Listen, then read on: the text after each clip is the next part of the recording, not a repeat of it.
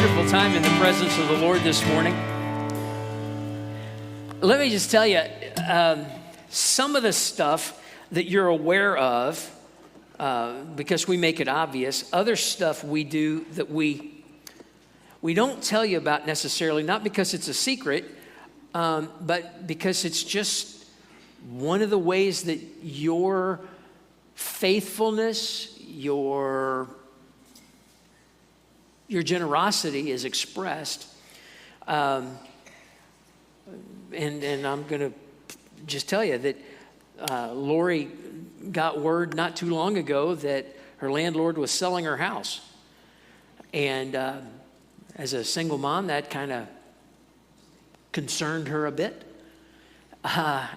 And you guys, through your generosity, made it possible for us to assist in some of that transitional stuff. And she found another house, Christian man, just a one-off kind of a thing, and made her available, and they were able to move very quickly, and God's just meeting needs.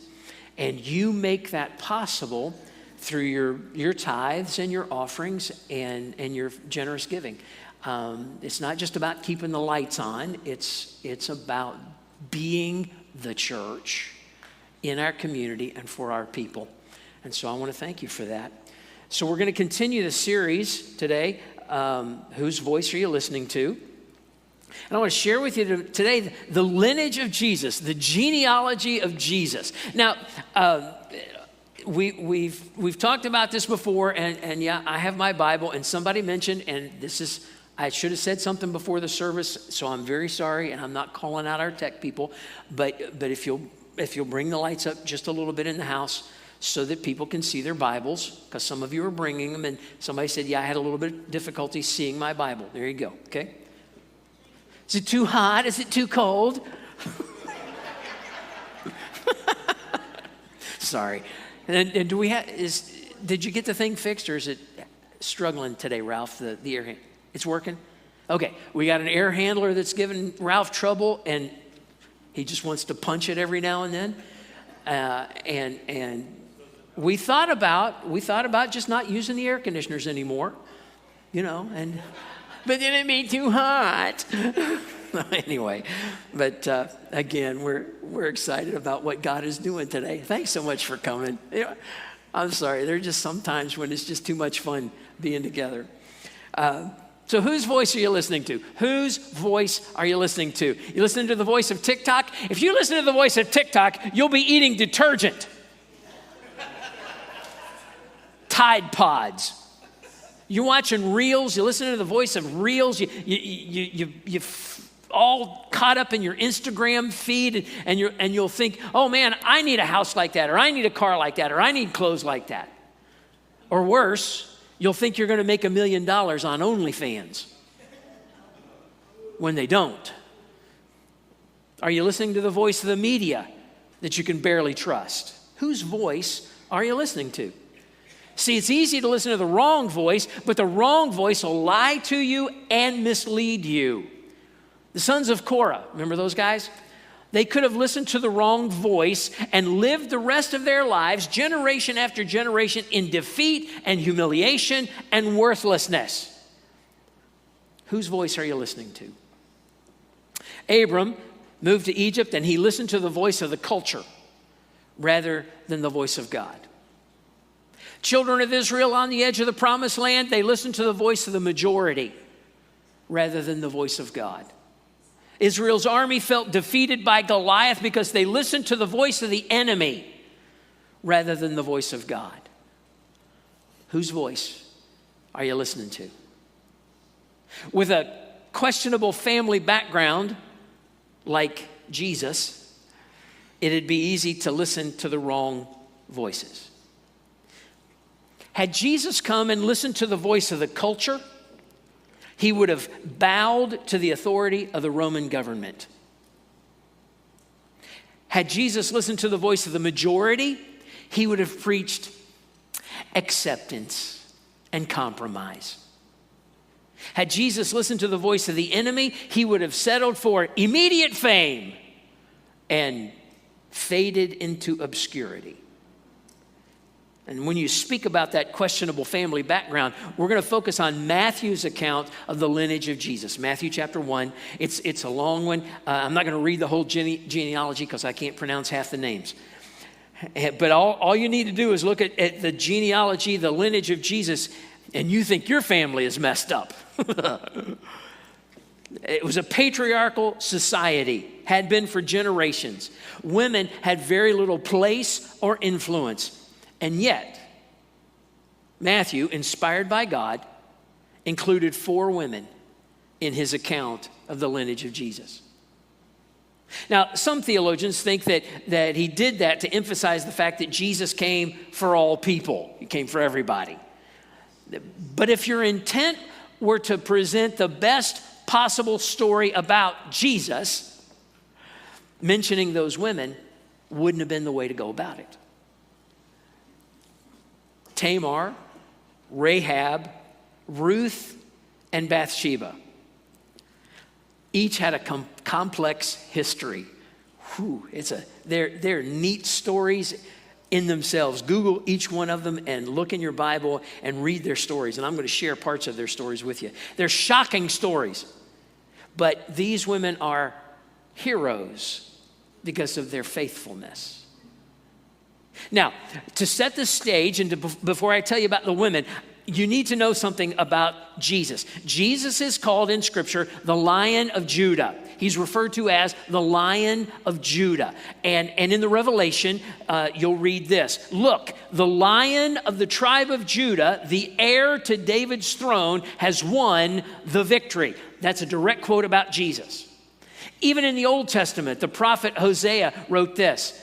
He is a strong young lion to Judah. So Matthew traces the lineage of Jesus all the way back to Abram. Look at this slide. Abram was the father of Isaac, who was the father of Jacob, who would later be called Israel, and Jacob was the father of Judah. Got that? There's going to be a quiz later. You got Abram, who became Abraham. His firstborn son, when he was about 100 or so, is Isaac. Isaac's the father of Jacob. Jacob would later be renamed Israel. And Jacob was the father of Judah. And Jesus is the Lion of Judah. That's where that comes from. So here's the story. Jacob, who would later be called Israel, he married 2 sisters. Now, this was before the Mosaic law, where God says it's not a good idea to marry sisters, okay? But he did it anyway. Leah and Rachel. And the Genesis account says this. Rachel, well, let me find it. Let's see. Rachel was beautiful. She was beautiful. Oh, yes. And well-favored. But Leah, no sparkle in Leah's eyes. I don't think you have to have much of an imagination to know what that means. Hey, we're setting you up with this wonderful girl. Well, what's she look like? She's got a great personality. But what's she look like? Oh man, she's got a great sense of humor. That's how they describe Leah. Just imagine the household turmoil. He's got Leah and Rachel in the same house. He loves Rachel. He couldn't care less about Leah. But here's the twist. Jacob's oldest son, Judah, was born to Leah. So, if you listen, the lineage of Jesus' birth begins with Judah's birth by the woman who was unloved. And if you listen to the wrong voice, your story could end before it even begins. So the first woman in the lineage of Jesus is Tamar. She's the daughter-in-law of Judah. You go, all these names, Pat. I know, but it makes a whole lot of sense here as we go along. So you got Judah, born to the unloved wife Leah. Judah marries, has a son named and I'm going to get to that. But that story's in 38. Let's turn to Genesis chapter 38. That's where that is. Yeah, there it is. Now, for all you English lit aficionados, This is where you insert the quote from 19th century poet and author Sir Walter Scott. Oh, what a tangled web we weave when first we practice to deceive. Judah's firstborn son is Okay, you got Abraham, Isaac, Jacob, who becomes Israel, Jacob's son Judah. Judah has a son named okay? Grew up and married Tamar. That's how she gets in. According to the Genesis account, was a wicked man, so the Lord took his life. He was a bad guy, so God killed him. Family customs at the time, Judah grabs his other son, Onan, and says, go marry your sister, Tamar, sister-in-law, and produce an heir for your brother. Do I have to explain that to you? Yeah. Onan didn't want to do that. He didn't want to fulfill his duty to his brother's widow. The Lord considered that evil. So the Lord took Onan's life too. Okay, following the death of 2 sons, Judah sent Tamar home to wait until his youngest son could become old enough to marry Tamar. And the Genesis writer puts it in parentheses. But Judah didn't really intend to do this because he was afraid his youngest son, Shelah, would also die like his 2 brothers. You really need to read this stuff for yourself. If you think the Bible's not interesting, you're not reading the right parts. Okay, Judah's wife dies, and he goes on a business trip with a friend. As they're coming into this particular town, Judah steps aside at what he thinks is the dwelling of a temple prostitute. And the plot thickens. Tamar, who had been forced to live like a widow since 2 of her husbands died, heard that her father-in-law, Judah, was coming to town. So she disguised herself, posed as that prostitute, and had sex with her father-in-law. Then she packed up and went home. When her family discovered that she was pregnant, naturally, they wanted to burn her. Because that's what you do to women who aren't married that get pregnant. Well, not anymore, but I mean, here, but some places. Anyway, so she pleads her case and sends a message to her father-in-law, Judah, and this is what she said. The man who owns these things made me pregnant. Look closely. Whose seal and cord and walking stick are these? And Judah recognized them immediately because they were his, and said, she is more righteous than I am because I didn't arrange for her to marry my son. And Judah never slept with Tamar again. One night stand with his daughter-in-law. And Judah fathered twins. And the lineage continues. Okay? One of the twins' names is Perez. The son of Perez is Hezron. The son of Hezron is Ram, and then Amminadab, and then Nation, and then Salmon. Okay? 1, 2, 3. All those guys. Now, okay, hang with me. It's going to get good here in a minute. It's really cool. Before the children of Israel made their way into the promised land, remember that? Moses is dead. Joshua's in charge. They're at the edge of the river, and Jericho's across the river from the Jordan River from them. And Joshua sent spies into the city of Jericho. The spies met a woman named Rahab, who helped them escape from the city. And Rahab was crucial in the Israelites' victory over the city of Jericho. Rahab was anything but a proper Jewish girl. She'd been described in both the Old Testament and the New Testaments as a prostitute, and some scholars have tried to clean up the description of her profession, but that's not really critical. But when the walls of Jericho came down, the spies saved Rahab and her family. Here you go. Rahab, who was not a Jew, married a Jewish guy named Salmon. That's right, fifth great-grandson of Judah, and became the mother of Boaz. We'll be right back after this brief commercial message. Rahab's inclusion in the lineage of Jesus is an example of God's grace and redemption. She's highlighted in the New Testament letter of James as a model of faith for protecting the spies. So Rahab marries Salmon, which inserts her into the lineage of Jesus. They become the parents of Boaz, and Boaz married a woman named Ruth. She wasn't a Jew either. Here's how Ruth gets inserted into the story. Ruth's first husband was a son of a woman named Naomi, and Ruth's husband died, and Naomi decided to go back to her family and country. She released Ruth, said, "You go back to your family," but Ruth refused to leave. Holding to her mother-in-law, Ruth said these beautiful words, "Don't ask me to leave." This is Ruth chapter 1.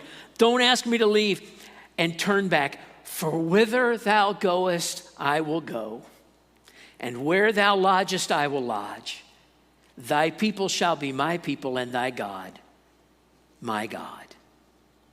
Because Naomi's people became Ruth's people, Boaz married Ruth. And just like that, Ruth is grafted in to the lineage of Jesus. So you have Tamar, Rahab, and Ruth inserted into the family of Jesus. And you think your family's messed up. And get this, here it is. Salmon and Rahab have Boaz. Boaz and Ruth have Obed. Obed is the father of Jesse, and Jesse is the father of King David. I think only God could have figured that out. You need a program to tell all the players. David was a man after God's own heart, described by Luke in Acts chapter 13. And he was, by all accounts, a great king. But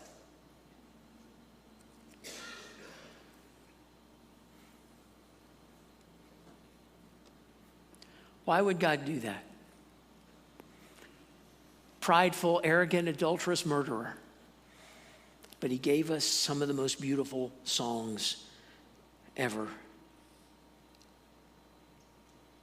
One day, the scriptures say, in the spring of the year when the kings lead their men out to war, David stayed behind.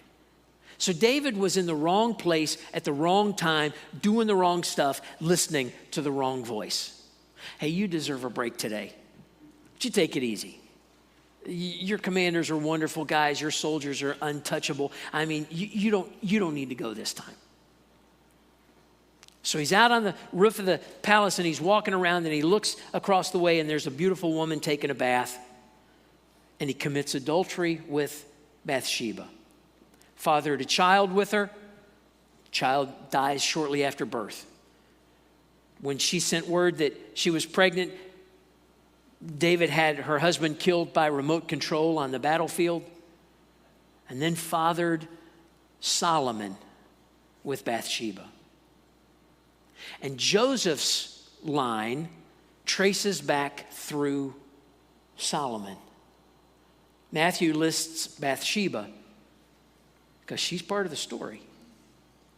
And in the same way, Mary, the mother of Jesus, became pregnant out of wedlock and faced the risk of being shunned from society. And Matthew uses the genealogy of Jesus not just to record his ancestry. It's not just about, well, he's this dad and this dad and this dad and this dad. That's not the whole point. Matthew shows the genealogy to proclaim who Jesus is. He is the son of David, the son of God, the promised Messiah. Okay, Pastor Tim, so what? Why does the lineage of Jesus even matter? Well, you're going to need to use your imagination on this one. This is a culture, you got to understand, Matthew is writing within a culture that valued heritage more than just about anything else.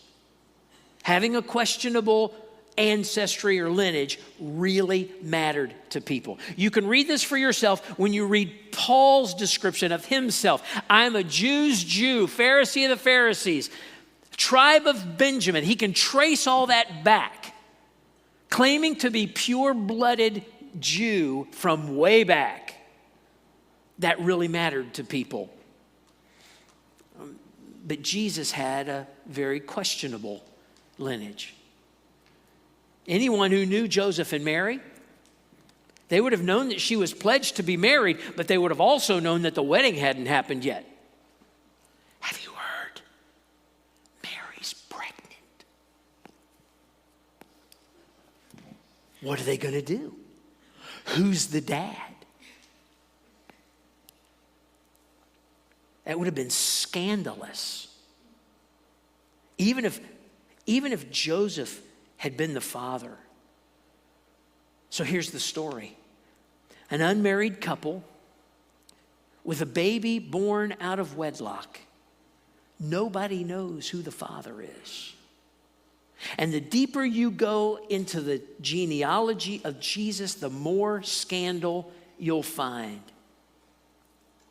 Lying and deceiving are like the hallmarks of Abraham, Isaac, Jacob, all those guys. Cheating, adultery, murder, all of these factor into the family of Jesus. And all these things give good reason to question his authority, his claims, and his credibility. And you think your family's messed up. It all depends on whose voice you're listening to. Jesus showed up, and the questions began. Can anything good come out of Nazareth? We don't even know where this man is from. You're making claims about yourself, and such testimony is not valid. Whose voice are you listening to? With all the scandal in his background, Jesus asked his disciples a pretty straightforward question. Hey guys, who do people say that I am? And if you listen to the people, you'll get the wrong answer. But Peter replied, you are the Messiah sent from God. And Jesus said, my Father in heaven has revealed this to you. You did not learn this from the people. Whose voice are you listening to? Peter answered the question correctly because he'd been listening to the voice of God. He had seen wondrous things. He had listened to the voice of Jesus, and he was concentrating on the voice of God, and he wasn't paying a whole lot of attention to the voice of the crowd. And you'll come up with the right answer too, if you'll listen to the voice of God rather than the voice of the crowd. How should I treat my friends? Well, the voice of the crowd says, you lie, steal, and cheat and do whatever it takes to get ahead in life. Doesn't matter what your friends think. How should I operate my business? Common practice, man. You cut corners and you take advantage of everybody that wants to do business with you. You listen to the voice of the crowd. They'll leave you deceived and broken. But God loved you so much that he thought your freedom from sin was worth the death of his son. That's the answer. It's too easy to listen to the wrong voices. And some of you hear it all the time. And I'm going to try not to look at you when I say this stuff. But you've been around this. You got a lousy heritage. Just look at your background. You can't possibly be the son of God with a lineage like that. And yet, there stands Jesus, the spotless Lamb of God who takes away the sin of the world. Whose voice are you listening to? What's in your history? What's in your past? Who's the black sheep in your family? You know, sometimes it's funny because parents will say, well, my kid just started hanging around with the wrong crowd. They never want to admit that maybe their kid is the wrong crowd. Or worse, you listen to the voice that says you'll never amount to anything because of the way you were raised. Some of you are dealing with that right now. Whose voice are you listening to? Oh, I knew your dad.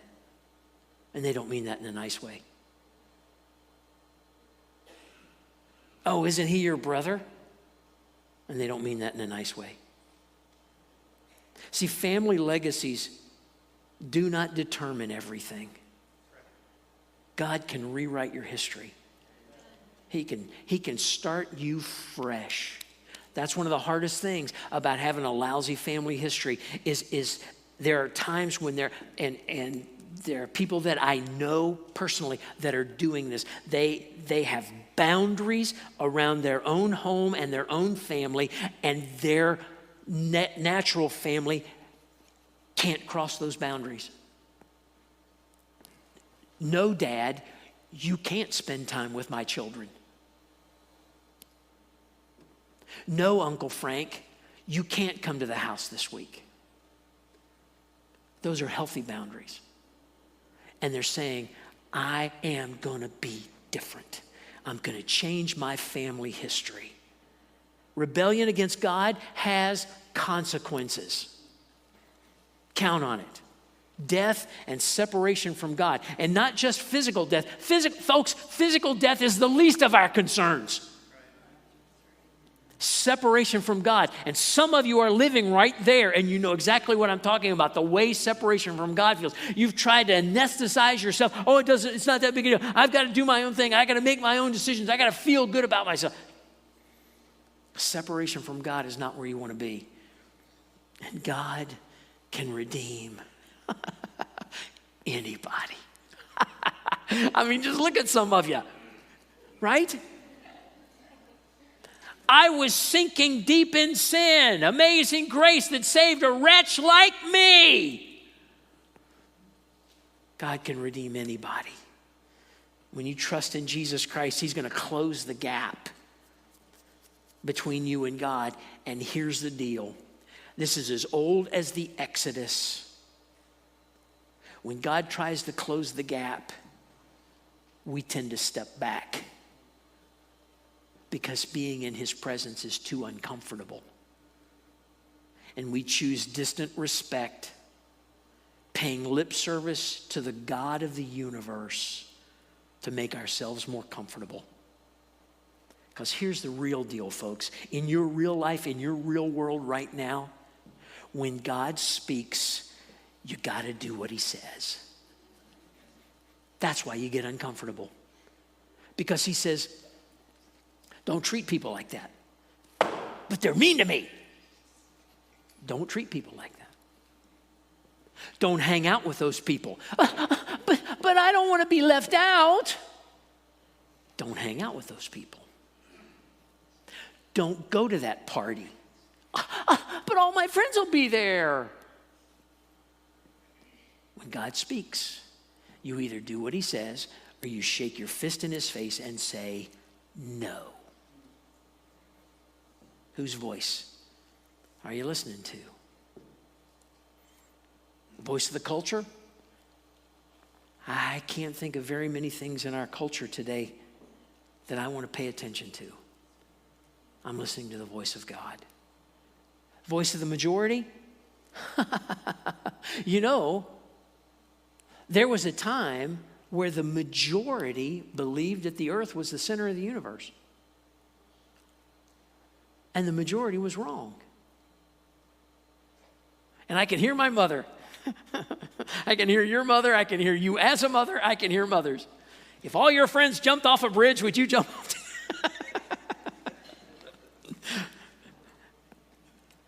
But too many people are listening to the voice of the enemy. And the voice of the enemy is camouflaged by social media. Or will you listen to the voice of God? The voice of God who loved you so much that he sacrificed everything on your behalf. Whose voice are you listening to? Sometimes it's difficult to listen to what Jesus says because of this. Jesus said, you don't listen because you're not my sheep. And here's the difference. My sheep listen to my voice.